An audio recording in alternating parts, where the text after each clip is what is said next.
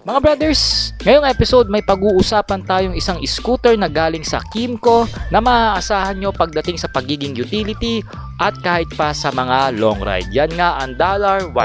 Pero bago tayo magpatuloy mga brothers, sa nais gustong suportahan ng ating YouTube channel, mag-subscribe na po kayo at huwag nyo skip ang ads. At kung dito naman kayo sa Facebook nanonood, i-follow nyo na po ang ating page at i-share nyo naman ang ating video. At dahil dyan, maraming salamat na kaagad. Kaya let's go! Sa go!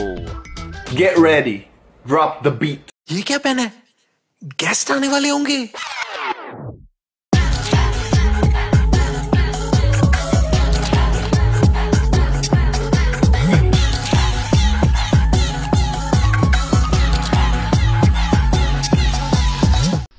To be honest mga brothers, hindi ko talaga mawari kung ano ang klaseng design ang ginawa rito ng Kymco. Hindi ko siya masasabi na sporty o maxi scoot ang datingan. Well, para sa akin, dito sa harapan may pagka-Yamaha Pasio ang datingan niya.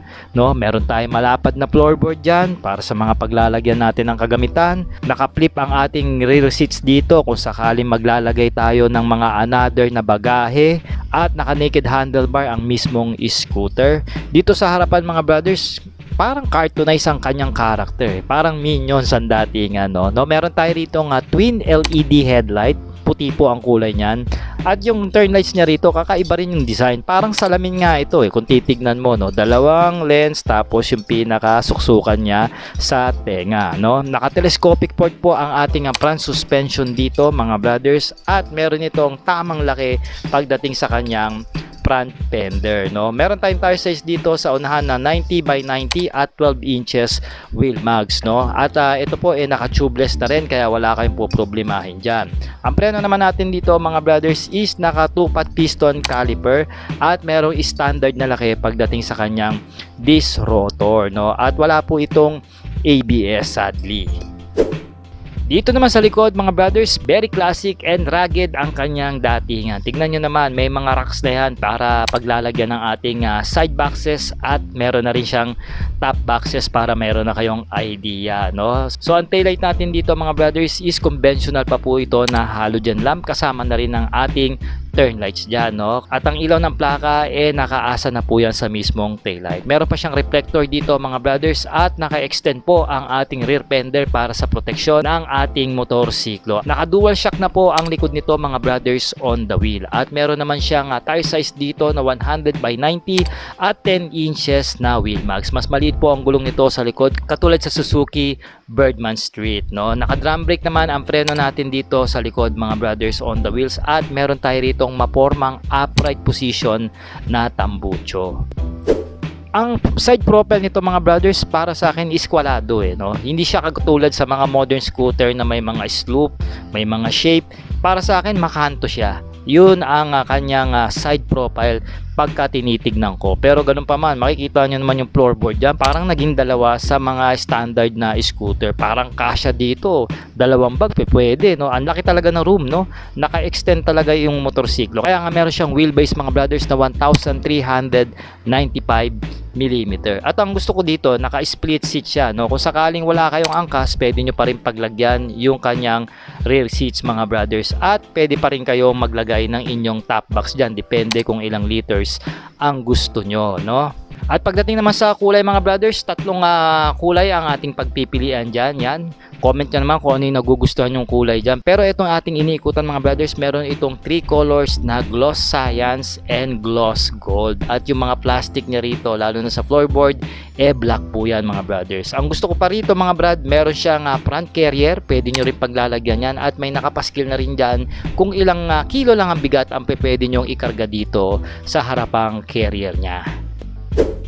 Sa manibela, naka-naked style ang ating setup dito mga brothers. Dito sa left portion, nilagyan na ng cellphone holder ng Kymco, no? Meron tayong busina, left and right, low beam and high beam, no? Ang ating handle grip dito sakto po para sa isang large na kamao. At meron tayo rito mga non-adjustable na brake lever. Sa gitna mga brothers, makikita nyo dyan na nandyan yung kanyang USB charging port sa baba po ng panel. At meron po itong color digital meter. No? Maliit lang siya mga brothers pero very informative naman at madali naman mabasa. No? At meron tayong buttons dyan na mode at saka adjustment. Gusto ko yung left and right dyan, no? Diba? Naka-curve. No? Tapos may 3 indicators dyan. Nandyan yung engine check, oil check, at syempre yung high beam indicator. Dito naman sa kanan, nandito yung kanyang kill switch at meron na rin tong hazard switch. Ayan. Wala na pong patayan yung kanyang headlight mga brothers, pirmi na po yan dahil batas na yun sa ibang bansa at dito na rin sa Pilipinas. Electronic starting na lang ang meron tayo rito at same approach naman din ang handle grip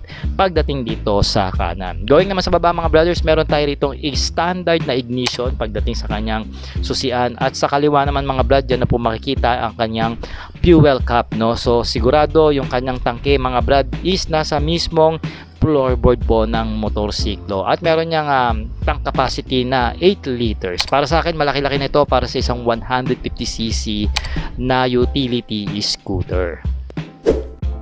Alright mga brothers, pag-usapan natin ang dimension ng motorsiklo. Siyempre, naka-upright ang ating riding position. At sabi ko nga, malaki ang ating floorboard dito. So, ang legroom natin dito ay malaki rin. Naka-extend kasi yung floorboard niya mga brothers. At meron lang siyang seat height na 745mm. So, ganun siya kababa. Parang mga cruiser bike lang. Since straight yung kanyang upuan mga brad, yung upuan dito sa likod, parehas lang din ang taas dito sa harapan. So, ideal talaga ito para sa mga average Filipino rider na around 5 flat to 5.5. Okay, so meron siyang bigat mga brothers na 125 kg. Wet weight na po yan. It means full tank po at kasama na rin yung kanyang engine oil. Okay mga brothers, pag-usapan natin kung anong makina ang sinalpak dito ng Kymco Taiwan. Bali meron itong 150.1cc. Aba, lumagpas pa ng isa. No? Single cylinder na dalawa po yung kanyang valves at naka-single overhead cam po ang kanyang valve train. Siyempre, naka-air cool dito dahil mababa lang po yung kanyang compression ratio. Habang kaya nitong umarangkada mga brothers ng 12.8 Nm of torque at 5,500 RPM. At ito ay kayang dumulo ng 11.4 horsepower at 7,000 RPM. No? Wala na po itong kickstart mga brothers, electronic starting na lang po. At ito po ay naka-fuel injected na rin. Mga brothers, ayos na, napag-usapan na nga natin ang kanyang specs and features. Ngayon naman meron itong presyo na 127,800 pesos. Pagdating naman sa kanyang terms mga brothers, maaari nyo pong i-PM ang LGM dahil isa po sila sa mga dealers niyan o kung ano pong malapit na Kymco dealer na malapit sa inyo, no? Para po makapag-avail kayo ng installment. At mag-comment naman kayo mga brothers ng yes kung ganito yung trip nyo pagdating sa mga automatic motorcycle. Eto nga yung $150 ng Kymco. At abang-abang pa kayo mga brad dahil marami pa tayo mga re-reviewin na motorsiklo na nakuhaan natin dyan sa ginanap na Makina Moto Expo 2025 at SMX MOA Pasay. For a while mga brad, ride safe and cheers! Cook it, shake it, bake it. Every flavor, every taste. Gonna take it. Cook it, shake it, bake it. Every flavor, every taste. Gonna take it. Cook it.